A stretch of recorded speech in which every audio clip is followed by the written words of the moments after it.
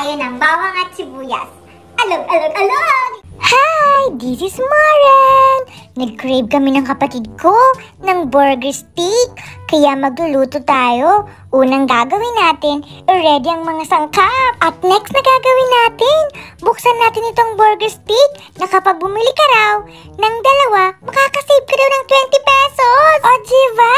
Napaka-solid ng cravings namin ngayon. Tipid na tipid!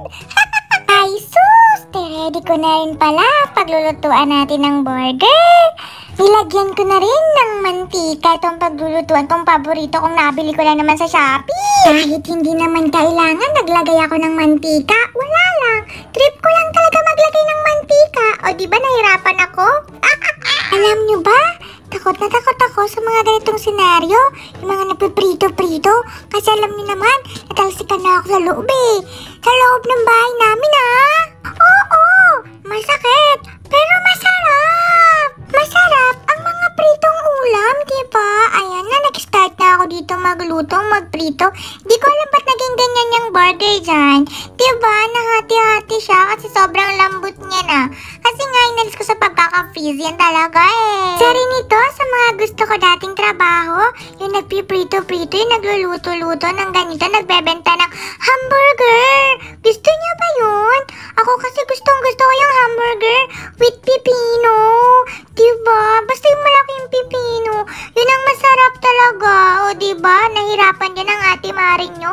Kasi nagkakadikit-dikit sila eh. Nagandahan din pala ako kasi ito yung ginamit ko sa pagpiprito. Sobrang ganda, diba? Napabilis tuloy yung pag-ano natin pagluluto. Ah, diba? Pagkatapos nyan, sinunod ko na yung pangalawang batch natin. Dalawa kasi binuksan ko. Para lahat makatikim ng niluto ko, diba? Napaisip tuloy ako kung nakapag-save ba talaga ako dito ng 20 pesos. Tapos na ako magprito ng burger steak. Kaya maghihiwa naman tayo ng bawang at sibuyas. Alog, alog, alog! Let's go na! So bago yan, syempre hindi pala ako mag-auto tayo. Magamit tayo nito para mas madali siyang gamitin. Ayan. Grabe ano? Ganyan yung pawis ko. Sobrang dami. Parang nagpritos lang naman ako niyan. Yung burger na yan, diba?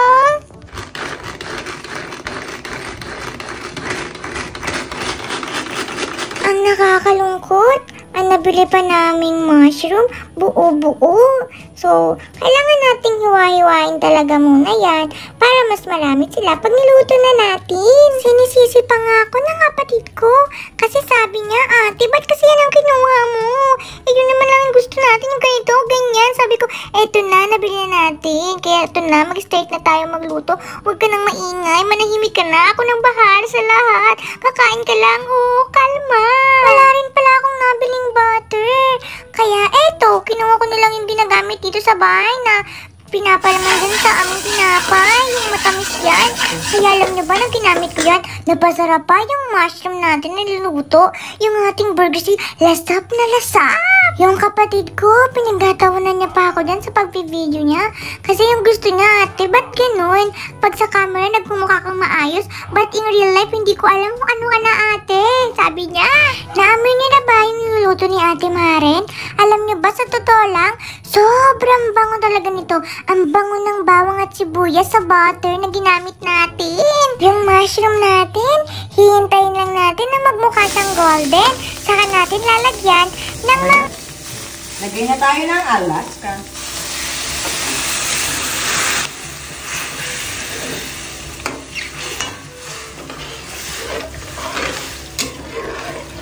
Ito yung paborito namin.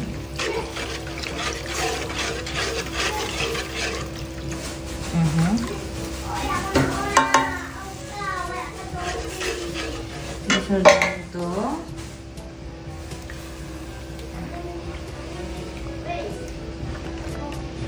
Tapos mga pampalasa na.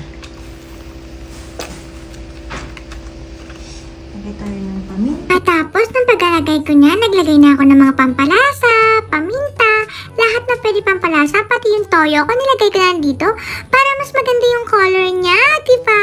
Tama ako. Nilagyan ko ulit, sobrang gumanda nga. Ayan!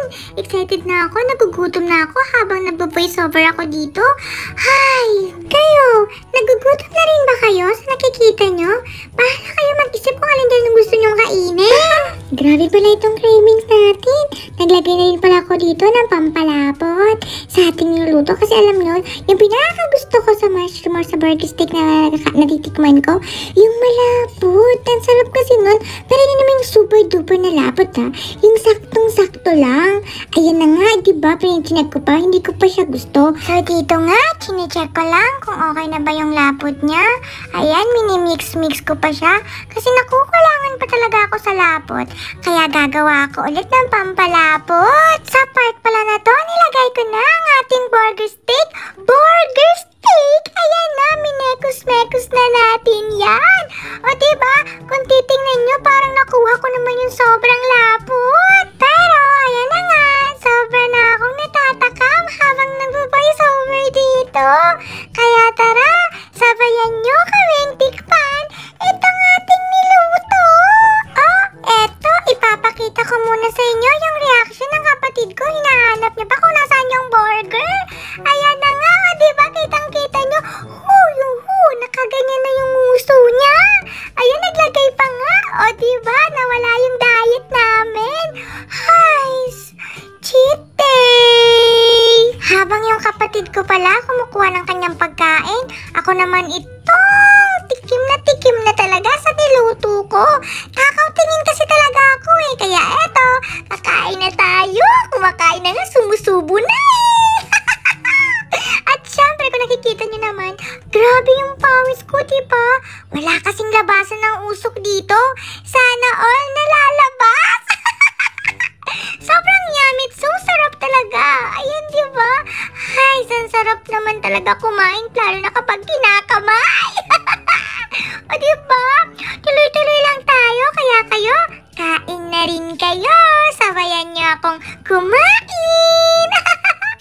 It's so yummy. It's so sarap. Happy tummy. Movie. Cravings out of spice. Sarap.